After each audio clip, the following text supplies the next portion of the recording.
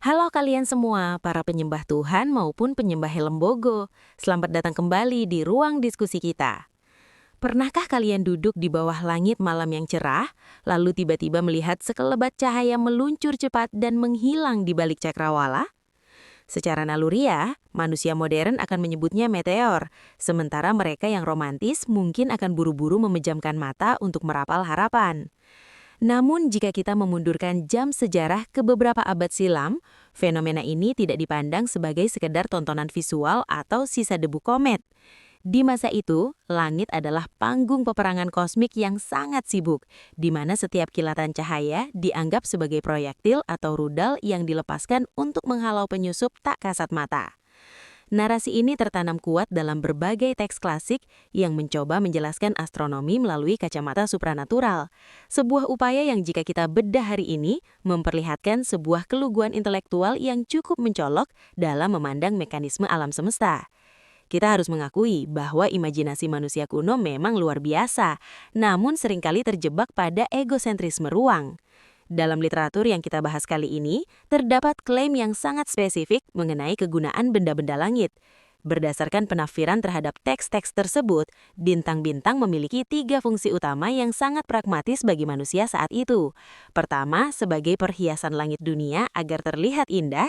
Kedua, sebagai petunjuk arah bagi musafir di darat maupun di laut, sebuah fungsi yang juga disinggung dalam surah Al-An'am ayat 97. Namun fungsi ketiga inilah yang paling menarik untuk dikuliti secara kritis, yakni sebagai alat pelempar atau peluru untuk mengusir setan. Dalam narasi ini, meteor bukan lagi batuan yang terbakar, melainkan senjata aktif dalam sebuah operasi keamanan tingkat tinggi di lapisan langit. Mari kita tengok teks yang mendasari klaim ini. Dalam surah Al-Mulk ayat 5 disebutkan dengan jelas, "Sesungguhnya kami telah menghiasi langit yang dekat dengan lampu-lampu, dan kami jadikan lampu-lampu itu alat-alat pelempar setan." Di sini, istilah lampu-lampu merujuk pada bintang atau benda bercahaya di langit. Secara harfiah, teks ini memposisikan benda langit yang jaraknya jutaan tahun cahaya itu sebagai proyektil untuk memukul mundur para jin yang mencoba naik ke langit untuk mencuri dengar pembicaraan para malaikat mengenai takdir atau berita masa depan, sebagaimana diperjelas juga dalam surah As-Saffat ayat 6-10. Bayangkan, betapa kolosalnya skala peperangan ini. Jika setiap kali ada batuan luar angkasa memasuki atmosfer, itu dianggap sebagai upaya pengejaran terhadap makhluk gaib yang mencoba menguping rahasia langit. Secara data, ini adalah sebuah lompatan logika yang sangat jauh, di mana fenomena fisik yang konsisten dan bisa diprediksi secara matematis justru dicarikan pembenaran melalui mitos peperangan antar dimensi. Ada juga riwayat menarik yang sering dikutip untuk memperkuat narasi ini, yang tercatat dalam hadis riwayat Muslim dari Ibnu Abbas. Diceritakan bahwa ketika para sahabat sedang duduk bersama Nabi, tiba-tiba ada bintang yang mengeluarkan cahaya terang atau jatuh. Sang tokoh kemudian bertanya, "Apa yang kalian katakan di masa jahiliyah tentang fenomena ini?" Mereka menjawab bahwa di masa lalu, jatuh atau meluncurnya bintang dianggap sebagai tanda lahir atau matinya orang besar. Namun, penjelasan yang diberikan kemudian justru menggeser mitos lama ke mitos baru. Dijelaskan bahwa bintang itu jatuh bukan karena kematian atau kelahiran siapapun, melainkan karena ada setan yang mencoba mencuri dengar berita langit. Lalu mereka dilempar dengan kilatan cahaya tersebut agar tidak bisa membawa informasi itu ke bumi. Secara intelektual, kita perlu mempertanyakan konsistensi narasi ini. Jika kita menggunakan kacamata astronomi modern, kita tahu bahwa apa yang kita sebut bintang jatuh sebenarnya adalah meteoroid, bisa berupa serpihan asteroid atau sisa komet yang ukurannya seringkali hanya sebesar butiran pasir atau kerikil. Ketika benda ini masuk ke atmosfer bumi dengan kecepatan luar biasa tinggi, ia bergesekan dengan molekul udara di lapisan mesosfer. Gesekan ini menghasilkan panas yang ekstrim, menyebabkan material tersebut memijar dan menguap, menciptakan garis cahaya yang kita lihat. Ini adalah murni proses mekanis, sebuah gesekan kinetik yang bisa dijelaskan dengan hukum fisika tanpa membutuhkan motif supranatural sama sekali. Pertanyaannya adalah, Mengapa sebuah fenomena fisik yang terjadi di lapisan tipis atmosfer kita diklaim sebagai senjata untuk melawan makhluk yang sifatnya non-fisik atau gaib? Disinilah letak anomali logikanya.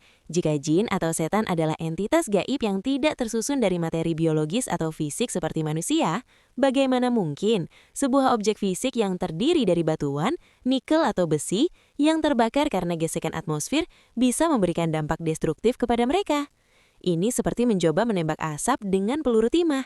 Ada ketidaknyambungan medium di sana.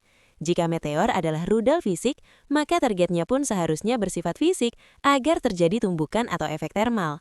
Mengklaim bahwa batu ruang angkasa adalah senjata untuk makhluk dimensi lain, menunjukkan sebuah upaya paksa untuk mengaitkan apa yang terlihat oleh mata telanjang dengan apa yang diyakini dalam dogma, meskipun keduanya berada di frekuensi realitas yang berbeda. Mari kita perlebar sudut pandang kita mengenai efektivitas sistem pertahanan ini. Dalam narasi teks klasik tersebut, dikatakan bahwa para jin ini terkadang berhasil menangkap 1 atau 2 patah kata sebelum mereka terkena lemparan cahaya tersebut. Informasi yang berhasil dicuri itu kemudian dibisikkan ke telinga para dukun atau peramal di bumi, yang dicampur dengan 100 kebohongan lainnya. Secara data, ini adalah pengakuan atas sebuah sistem yang tidak sempurna. Jika kita berbicara tentang entitas yang dianggap absolut, keberadaan kebocoran informasi, sekecil apapun itu, menunjukkan adanya celah dalam desain keamanannya. Namun yang lebih menarik untuk dibedah adalah kebingungan kategoris antara bintang dan meteor dalam teks-teks tersebut. Secara astronomi, bintang adalah bola plasma raksasa yang melakukan fusi nuklir, terletak jutaan, bahkan miliaran kilometer jauhnya dari bumi. Matahari kita adalah bintang terdekat dan jaraknya sekitar 150 juta kilometer. Sementara itu, meteor adalah fenomena atmosferik yang terjadi di ketinggian hanya beberapa puluh kilometer di atas kepala kita. Menggunakan istilah bintang untuk menyebut objek yang dilemparkan ke setan menciptakan absurditas skala yang luar biasa.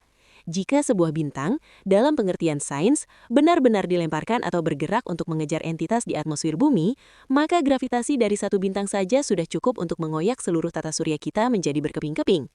Keluguan astronomi abad pertengahan ini muncul karena keterbatasan observasi. Mereka menganggap semua titik cahaya di langit adalah benda yang serupa, tanpa memahami perbedaan masif antara benda langit yang jauh dan fenomena atmosferik yang dekat. Ketidakmampuan membedakan skala ini membawa kita pada pertanyaan tentang efisiensi. Jika tujuannya adalah untuk menjaga rahasia, mengapa mekanisme yang digunakan begitu destruktif dan terlihat oleh publik? Di era modern, kita mengenal enkripsi data yang bekerja secara senyap tanpa perlu melepaskan kembang api raksasa di langit. Klaim bahwa meteor adalah peluru menunjukkan bahwa pencipta narasi ini sangat terikat pada apa yang bisa dilihat oleh mata telanjang manusia, visual sentrik. Karena mereka melihat kilatan cahaya meluncur, mereka harus mencari alasan yang dramatis untuk menjelaskan kenapa cahaya itu ada, dan peperangan antara malaikat dan setan adalah penjelasan yang paling menjual pada masanya. Ini adalah bentuk God of the Gaps, di mana celah ketidaktahuan tentang gesekan atmosfer diisi dengan drama teologis. Lebih jauh lagi, mari kita bahas soal konsistensi materialitas jin yang disebutkan sebagai makhluk halus. Jika mereka tidak memiliki massa fisik, bagaimana mungkin mereka bisa mendekati lapisan langit tertentu untuk menguping? Suara atau informasi di ruang hampa tidak merambat melalui getaran udara seperti di bumi. Jika para malaikat berbicara, mereka berbicara dalam medium apa? Dan jika informasi itu bersifat spiritual, mengapa para jin harus melakukan perjalanan fisik ke atas untuk mendengarnya? Logika ini sangat dipengaruhi oleh keterbatasan pengetahuan tentang ruang angkasa yang hampa udara. Orang-orang di abad pertengahan membayangkan langit sebagai kubah padat atau lapisan-lapisan fisik yang bisa dipanjat atau didekati secara spasial. Padahal kita tahu bahwa semakin kita naik ke atas, oksigen menipis, tekanan hilang, dan radiasi mematikan meningkat.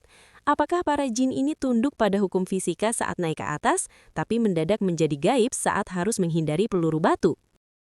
Kejanggalan ini semakin nyata ketika kita melihat fenomena hujan meteor tahunan, seperti Perseid atau Geminid. Fenomena ini terjadi secara periodik dan sangat bisa diprediksi karena bumi melewati sisa debu orbit komet tertentu. Jika kita mengikuti logika teks klasik, apakah ini berarti pada tanggal-tanggal tertentu setiap tahunnya, para setan melakukan serangan massal secara terorganisir sehingga langit harus melepaskan ribuan rudal sekaligus? Fakta bahwa fenomena ini bersifat mekanis, berulang, dan bisa dihitung secara matematis menggunakan hukum Kepler dan Newton menggugurkan klaim bahwa setiap meteor memiliki motif personal untuk menghantam penyusup. Alam semesta bekerja dengan hukum yang impersonal, tanpa peduli pada urusan moralitas atau spionase gaib. Kita juga harus menyoroti fungsi bintang sebagai perhiasan. Dari sudut pandang estetika manusia, bintang memang indah.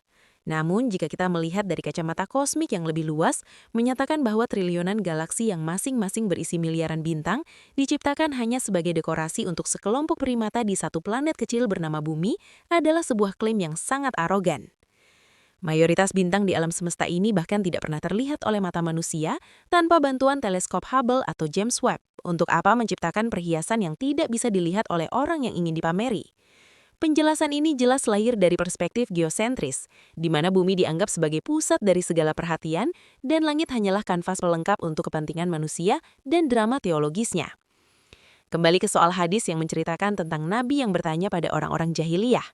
Dalam catatan sejarah tersebut, terlihat ada upaya sistematik untuk meruntuhkan mitos lama, bahwa bintang jatuh menandakan kematian orang besar hanya untuk menggantinya dengan mitos baru yang mendukung struktur kekuasaan langit yang ia bawa.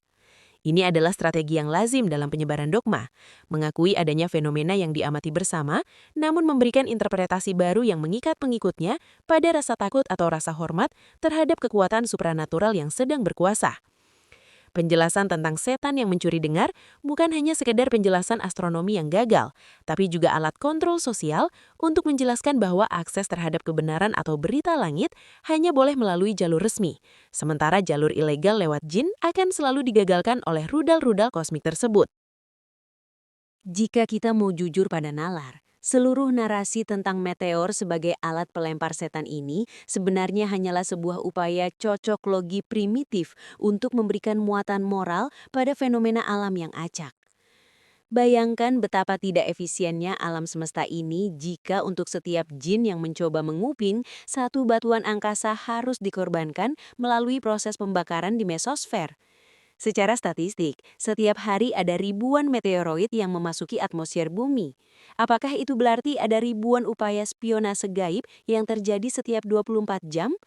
Dan jika benar jin-jin ini begitu gigih, mereka tampaknya adalah agen spionase yang paling bodoh di alam semesta karena terus-menerus menggunakan metode yang sama selama ribuan tahun meskipun selalu digagalkan oleh rudal api.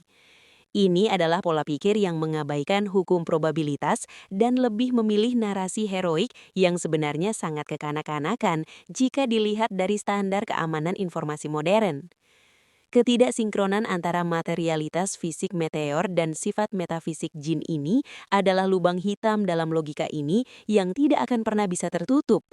Bagaimana mungkin energi termal dari gesekan udara bisa membakar sesuatu yang tidak memiliki struktur molekuler?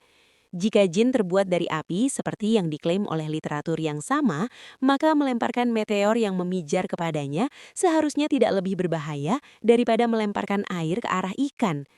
Argumen ini seringkali dijawab dengan klaim itu adalah urusan gaib yang tidak bisa dinalar. Namun jawaban semacam itu hanyalah pintu darurat bagi mereka yang enggan mengakui bahwa penjelasan abad pertengahan ini memang sudah kedaluarsa. Menggunakan fenomena mekanis di lapisan mesosfer untuk menjelaskan peristiwa spiritual adalah sebuah kekeliruan kategori yang fatal. Ini adalah bukti nyata betapa terbatasnya pemahaman manusia masa itu tentang ruang angkasa yang kemudian mereka tutupi dengan lapisan-lapisan mitos untuk mempertahankan otoritas pengetahuan mereka. Pada akhirnya, memandang bintang jatuh sebagai rudal pelempar setan adalah cerminan dari keluguan astronomi masa lalu yang belum mengenal teleskop, spektroskopi, atau hukum fisika atmosfer. Kita sekarang tahu bahwa langit tidak butuh penjaga bersenjata batu untuk menjaga rahasia. Alam semesta bekerja berdasarkan konstanta fisik yang dingin dan tidak peduli pada drama pencurian informasi. Langit malam yang kita lihat bukanlah panggung peperangan antar dimensi, melainkan jendela menuju ruang hampa yang luas, di mana batu-batu angkasa bergerak mengikuti gravitasi, dan kadang-kadang mereka bersinggungan dengan planet kita, terbakar habis, dan menciptakan jejak cahaya yang indah, namun tanpa makna mistis. Mempertahankan narasi abad pertengahan di tengah kemajuan ilmu pengetahuan saat ini bukan hanya bentuk penolakan terhadap fakta, tetapi juga bentuk pengerdilan terhadap kemegahan alam semesta yang sebenarnya jauh lebih kompleks dan menarik daripada sekedar kisah kejar-kejaran antara malaikat dan jin. Terima kasih sudah menyimak bedah data dan perspektif ini sampai selesai. Kami harap bahasan ini memberikan sudut pandang baru yang lebih jernih dan berlandaskan pada fakta-fakta ilmiah yang bisa dipertanggungjawabkan secara intelektual. Dunia ini terlalu luas untuk dipahami hanya melalui satu kacamata kuno yang penuh dengan inkonsistensi logika. Jika kalian merasa diskusi seperti ini penting untuk membuka cakrawala dan menantang status quo pemikiran yang dogmatis, pastikan kalian terus mendukung channel kami. Jangan lupa untuk menekan tombol subscribe dan nyalakan lonceng notifikasi agar kalian tidak ketinggalan video-video terbaru dari kami di Silent Majority. Kami juga mengundang kalian untuk bergabung menjadi bagian dari komunitas eksklusif melalui fitur membership channel ini. Dengan menjadi member, kalian akan mendapatkan akses awal ke video-video kami sebelum dipublikasikan secara umum, serta akses ke konten-konten khusus member yang membahas topik-topik lebih dalam, lebih tajam, dan tentu saja tanpa sensor intelektual.